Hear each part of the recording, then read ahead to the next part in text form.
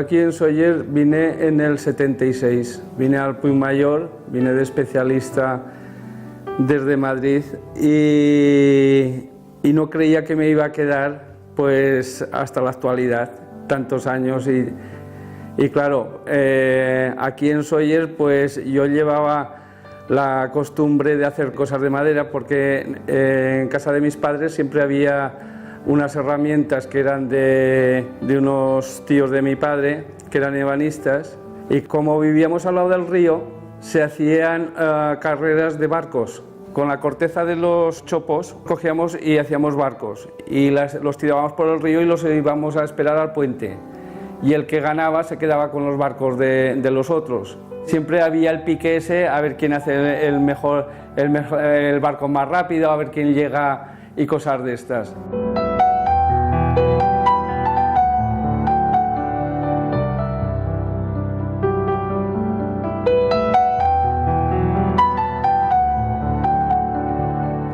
Cuando vine aquí, pues una de las cosas que me sorprendió y todo esto, ver las maderas de olivo y ver la interpretación del olivo ya como escultura, porque el olivo ya por sí es una escultura natural y muchas formas de mis esculturas pues están cogidas de los olivos y he mezclado las formas de los olivos con el poder hacer, que ya lo traía de mi pueblo y todo esto, es las esculturas de madera.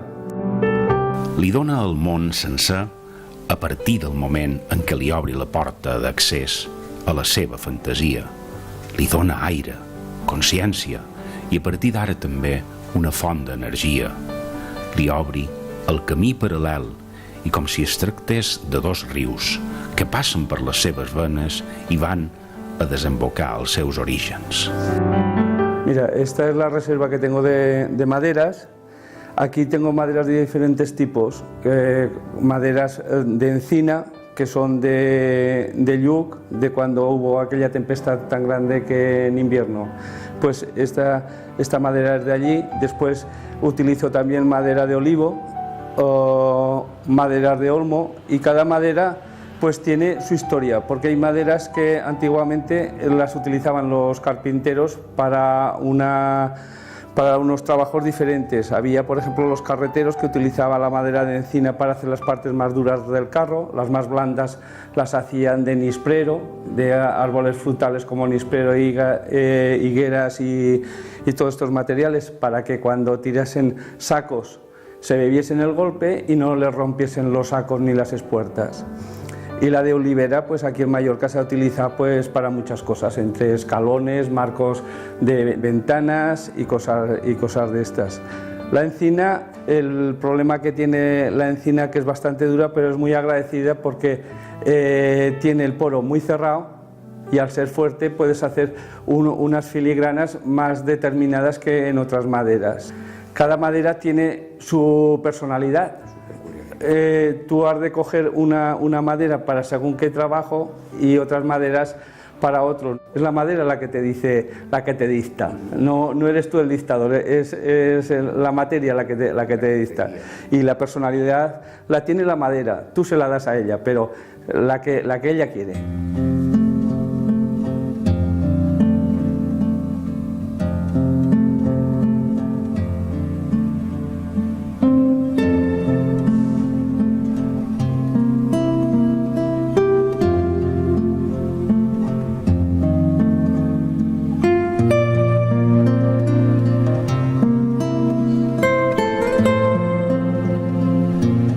Pues las maderas tienen su peculiaridad y a veces son las que me permiten coger y según qué formas realizar la escultura. Esta es de haya, la veta sabes por dónde va, es bastante definida y puedes coger y hacer un tipo de trabajo en concreto. Sin embargo, la olivera mallorquina, la parte de la olivera, que es como si fuese una anarquía dentro de la madera, que no tiene ninguna veta, no puedes coger y hacer en la escultura una talla muy definida, sino que ella te dice por dónde tienes que ir, qué formas le puedes dar y qué formas no le puedes dar. Aquí, en contraposición de la haya, tiene la veta revoltada, anárquica que digo yo, y no puede seguir un trabajo determinado, porque la olivera tiene fallos, tiene agujeros, tiene, sobre todo si es vieja, tiene bichos, incluso puntas de arado. Yo me he encontrado dentro de la olivera.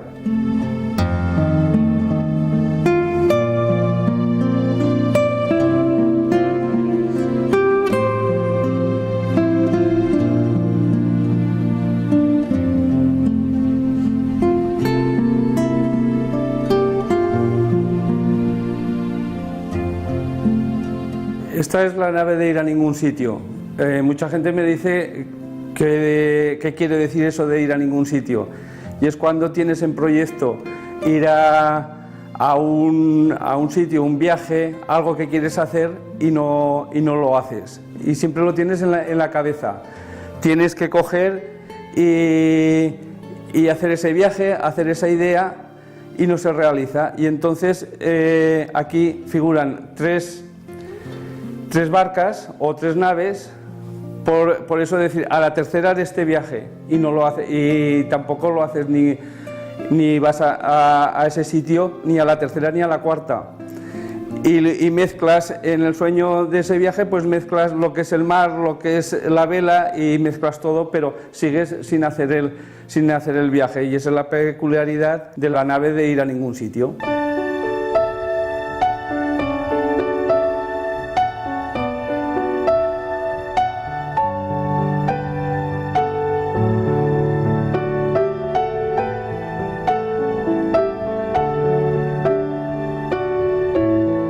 Hice una exposición que se llamaba Puntos, que los puntos para mí es como si fuesen estaciones, pues esto eran puntos y aparte, pero en escultura.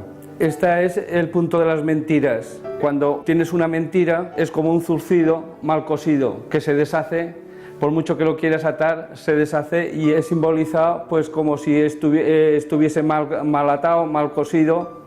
Y después ves lo que se dice aquí en mallorquín, el llautó, se te ha visto el llautó, y aquí se ve el metal que se ve el llautó. Después tenemos otro de los puntos de esta exposición, es esta, que es el punto visual, que es como si fuese un diafragma o un ojo atrapado por un cepo, y es muchas veces la coacción que nos hacen o lo que nos mediatizan de lo que vemos, de lo que queremos ver, que nuestro ojo, nuestra óptica de las cosas no es libre ni natural, sino que tiene un cepo mediático que no nos permite ver con toda la libertad las cosas que nuestro ojo está viendo, sino que el cerebro te dice lo que has de ver, o de lo que ves, lo que has de opinar. La particularidad de muchas de mis esculturas es que no utilizo piezas añadidas, todo es un vaciado del mismo tronco. Y después, según la escultura, pues utilizo policromías, como en este caso, que es una base férrica o de metal, y después le incrusto metales, como aquí el cobre, que está sulfatado y barnizado encima, pero en ningún momento hay madera pegada sobre otra madera, es todo un vaciado natural del tronco.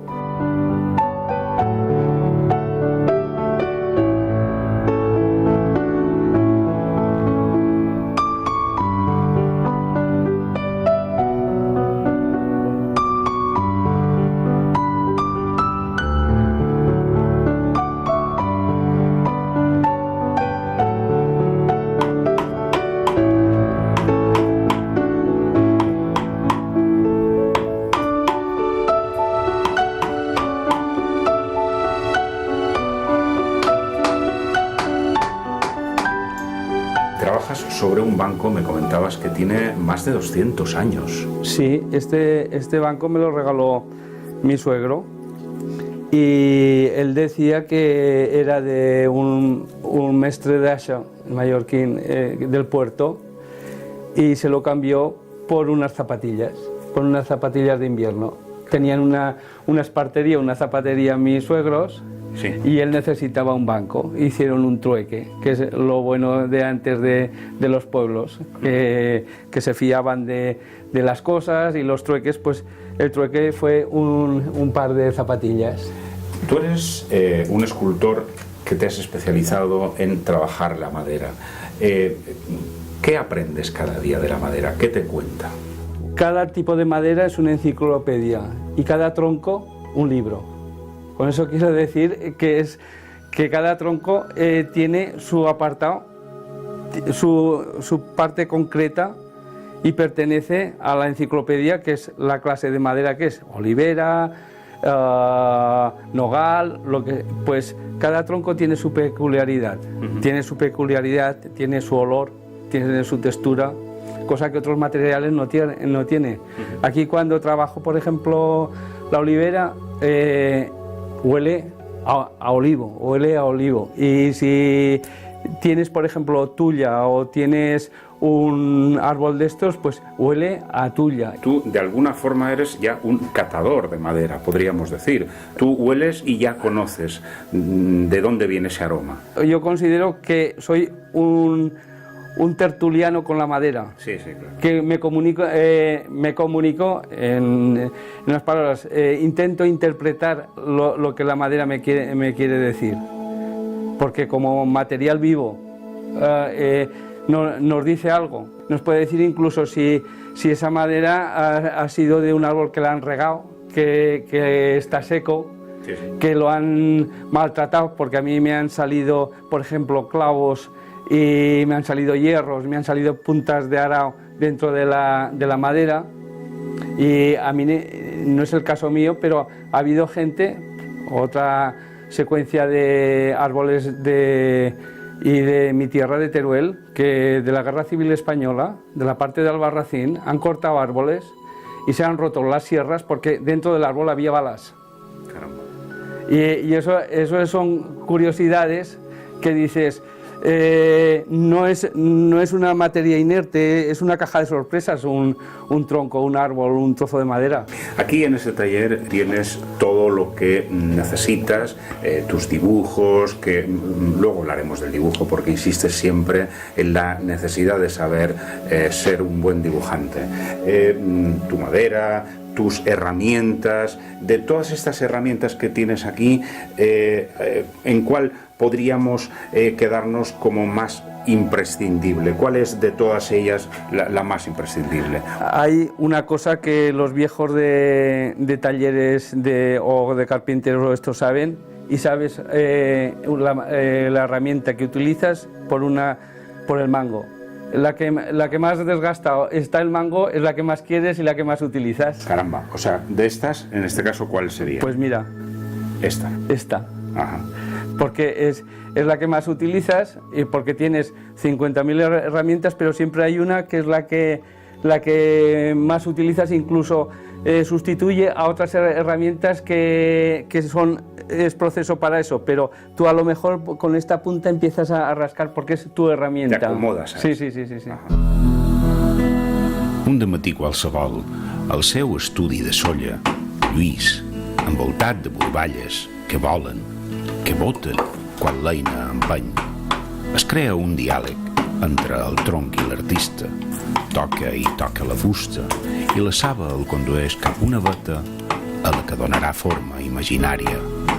L'homo i la natura mesclaran punts del destí, la natura i l'homo i la sèptima vida. Esta es una gubia de cañón, porque es para desbastar y para hacer una concavidad. Esta es una gubia de codo. Esto antes lo hacían, por ejemplo, para hacer cuencos, porque es también para un vaciado más profundo. Después hay gubias de pico de gorrión, que lo importante también en las gubias o esto es el afilado. Un buen escultor o un trabajador de madera o esto también ha de ser un buen afilador de sus herramientas. Esta sirve pues para hacer vaciados rectos, que tenga que hacer una incisión en ángulo, y para limpiar rincones en ángulo. Las mazas es una de las partes importantes de la escultura, es la que le pega el golpe a la herramienta, y y hay mazas de diferentes pesos y diferentes metales. Esta es de madera, es una de las primeras que tuve. Según el trabajo, si has de pegar fuerte o esto, son como esta, esta es concretamente de picapedrero para desbastar, lo que cansa mucho el codo y agota bastante porque pesa 1 kilo. Después hay más ligeras de latón y su forma redonda es para gastar lo menos posible el mango de la herramienta.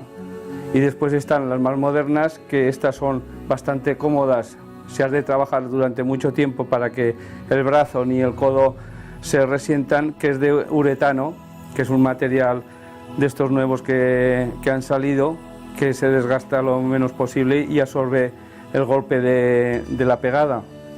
Pero siempre tienes tu preferida, que es esta, que es la de latón de toda la vida, te cabe en la mano y puedes trabajar con mayor comodidad.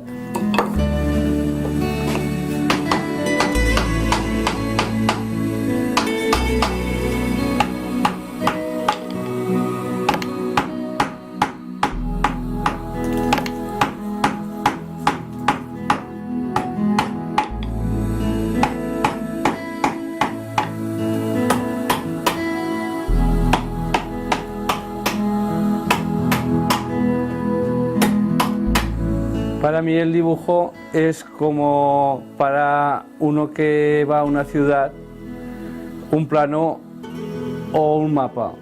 Sin el dibujo no puedo seguir una escultura, es el que te indica por dónde has de ir, dónde tienes el eje, dónde tienes el horizonte, dónde tienes todas las partes de la escultura que vas a sacar. Después, para mí, tanto para la escultura como para la pintura, sin el dibujo no existe nada, es la base principal de la obra. Aquí hay, por ejemplo, de la nave de ir a ningún sitio, pues un boceto de lo que en principio tenía que ser o fue la escultura. Y con esta base de dibujo, pues después lo paso a la madera y tengo para seguir unas pautas como si fuese la partitura de una pieza de música, para seguir esas pautas para después hacer la escultura.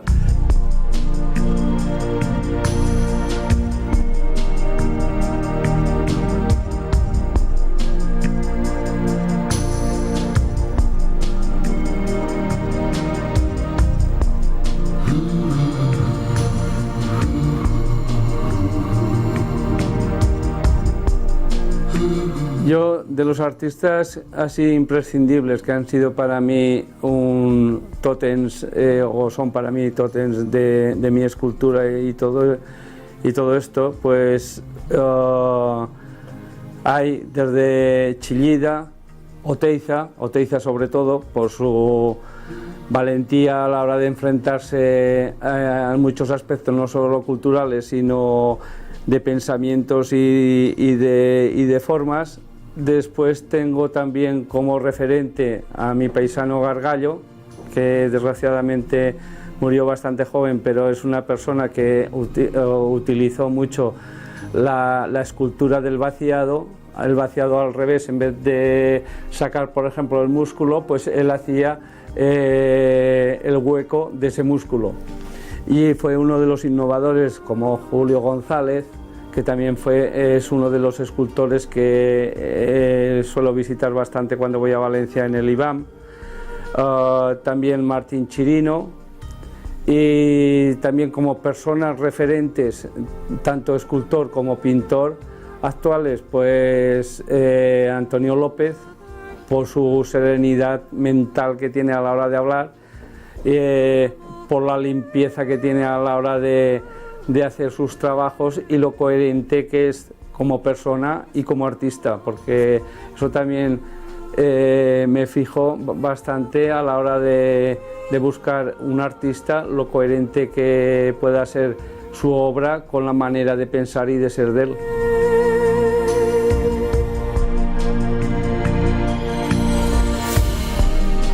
Esta escultura está pensada en una pequeña protesta personal sobre una tala de árboles que se hizo en Sóller. Se cortaron estos árboles sin avisar a la gente que se iba a cortar y la sorpresa fue que al día siguiente pues vimos una invasión de gente podando y entonces pues yo pensé con uno de los troncos hacer una escultura. Primero la preparé con esta figura de aquí, preparé la escultura o la idea principal y después pasé a lo que es el tronco, que simboliza pues como una persona estática que está saliendo del tronco, pero que ha presenciado lo que han presenciado los árboles de Sóller, que tanto han presenciado bodas como manifestaciones, como muchas cosas que ellos, si tuviesen boca, pues nos podrían contar, como los viejos que hay en la plaza. Después le puse, cuando la preparé para la exposición, le puse una estrofa de una canción de José Antonio Labordeta, de que verdaderamente somos como los árboles que nos azotan, que nos castigan y todo esto, y aguantamos, pero tenemos también, como tienen los árboles, nuestra historia, nuestras cosas por contar y nuestros sufrimientos.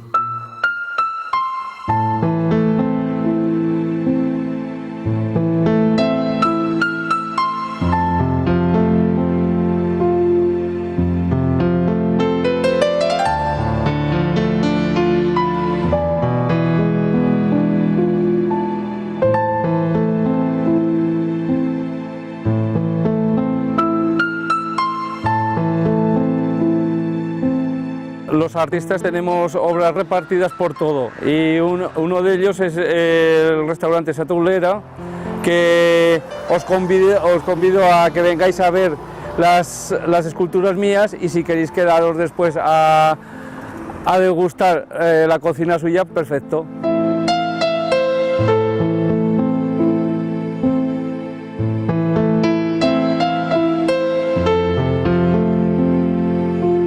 Este año una de las cosas que me ha gustado participar es una idea del pintor y escultor Miguel Segura, que es 1001 Cap, que hemos participado cerca de una 50 de artistas, que un día hablando entre todos o los que estábamos allá dijimos que 1001 Cap, que serían 1000 cabezas más la que miraba, que sería la 1001, y es uno de las cosas que se han hecho este año 2014 que me ha gustado participar, y además con la gente que he participado.